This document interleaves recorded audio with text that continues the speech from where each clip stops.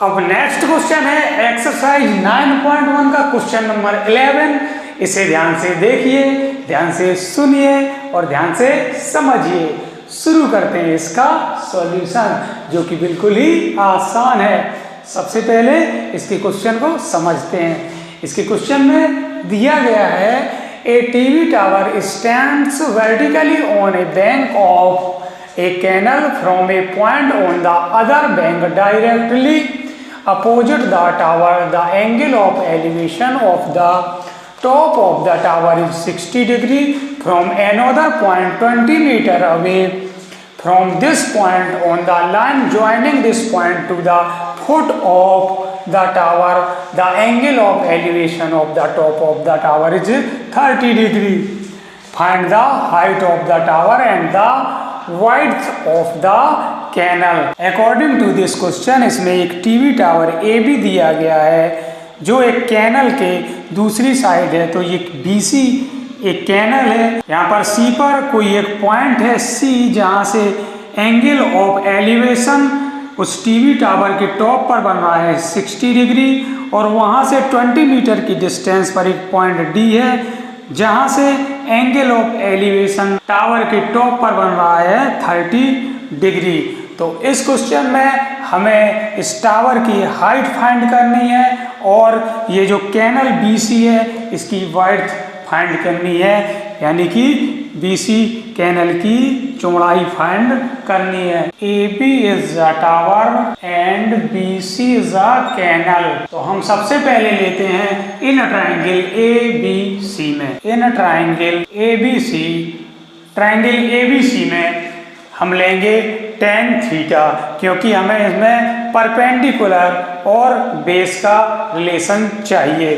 तो यहाँ पर हम लेते हैं tan theta equal to triangle ABC में जो परपेंडिकुलर है वो AB है और बेस है BC।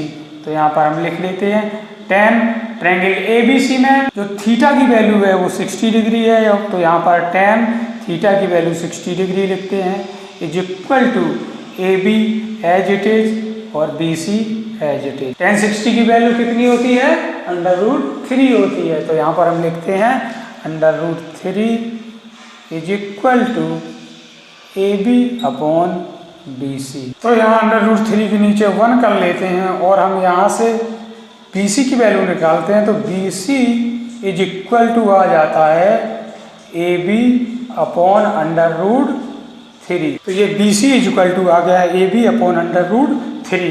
अब हम लेते हैं इन ट्रायंगल ABD में। In triangle ABD, triangle ABD में भी हम tan थीटा लेंगे। तो यहाँ पर लिखेंगे tan theta is equal to triangle ABD में जो परपेंडिकुलर है वो AB है और जो बेस है पूरा BD है। तो यहाँ पर हम लिखेंगे perpendicular AB upon base BD। अब नेक्स्ट स्टेप में यहाँ पर tan थीटा की वैल्यू 30 डिग्री है, तो यहाँ 30 डिग्री लिख देंगे। AB की जगह AB एज इट इज रहेगा और ये जो BD है इस BD को हम लिख सकते हैं BC प्लस CD। तो यहाँ पर हम BD की जगह लिख देंगे BC plus CD। Next step में हम यहाँ वैल्यू पुट कर देंगे। tan 30 की भी वैल्यू होती है 1 अपॉन √3। तो यहाँ हमने लिख दिया है AB एज इट इज रहेगा अपॉन BC की वैल्यू यहाँ से हम निकाल चुके हैं। BC इक्वल टू है AB अपॉन √3। तो हम BC की प्लेस पर लिख देंगे AB अपॉन √3 प्लस यहाँ पर CD की वैल्यू हमें दी है 20 मीटर क्वेश्चन में। तो यहाँ पर हम CD की प्लेस पर लिख देते हैं 20 मीटर। इसको फ्रैक्शन बना लेते हैं, 20 के नीचे 1 कर लेते हैं 1 और √3 का। नेक्स्ट स्टेप में हम एलसीएम लेंगे। यहाँ लिखते हैं इसको 1 upon √3 is equal to AB तो एज इट इज रहेगा अपनी प्लेस पर अपॉन। अब इस फ्रैक्शन को हम कर लेते हैं सॉल्व। तो √3 और 1 का एलसीएम ले लेते हैं जो कि आ जाएगा √3। तो यहाँ पर √3 है तो यहाँ इसके न्यूमरेटर में AB आ जाएगा प्लस यहाँ पर 1 का √3 में जाएगा तो 1 √3 टाइम, तो यहाँ पर हो जाएगा 20 √3 और नेक्स्ट स्टेप में ये √3 है, ये AB के साथ मल्टीप्लाई में चला जाएगा। नेक्स्ट स्टेप में 1/√3 एज इट इज रहेगा, ये वाला एज इट इज, ये √3 AB के साथ मल्टीप्लाई हो जाएगा, तो यहाँ पर हो जाएगा √3 AB अपॉन ये जो AB प्लस 20√3 है, इसको हम एज इट इज उसकी प्लेस पर ही लिख देते हैं 20√3। अब नेक्स्ट स्टेप में क्या कर सकते हैं, यहाँ पर हम इसका हम क्रॉस मल्टीप्लाई करा देंगे, तो यहाँ √3 AB इंटू √3 होगा, तो √3 हो जाएगा 3 और AB, यहाँ पे ये 3 AB हो गया is equal to AB plus 20√3 का 1 के साथ होगा, तो ये AB plus 20√3 as it is आ जाएगा। अब नेक्स्ट स्टेप में यहाँ पर 3AB को एज इट इज लिखेंगे, इक्वल के दूसरे साइड बचा है 20√3। अब आगे इसका सॉल्यूशन हम करते हैं। यहाँ 3AB से AB सब्ट्रैक्ट हो जाएगा, तो यहाँ पर बचेगा 2AB इज इक्वल टू 20√3। अब यहाँ पर नेक्स्ट स्टेप में AB इज इक्वल टू हो जाएगा, इस 2 से 20 को डिवाइड कर देंगे तो आ जाएगा 10√3। तो AB हमने फाइंड कर ली है, जो कि हाइट ऑफ द टावर है, जो कि आ गई 10√3 मीटर। इसका फर्स्ट आंसर यहाँ पर आ गया। तो BC is equal to AB upon √3, तो इसको हम यहाँ लिख लेते हैं BC is equal to AB upon √3।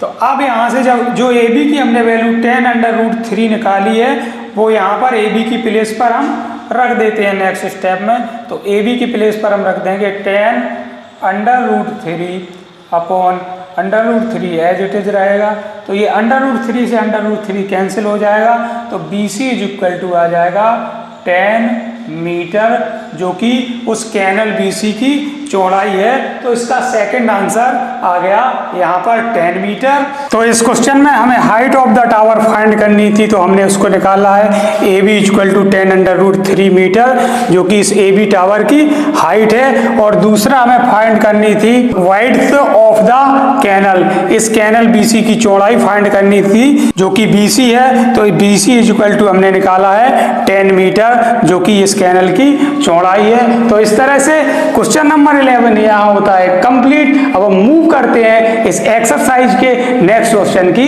तरफ।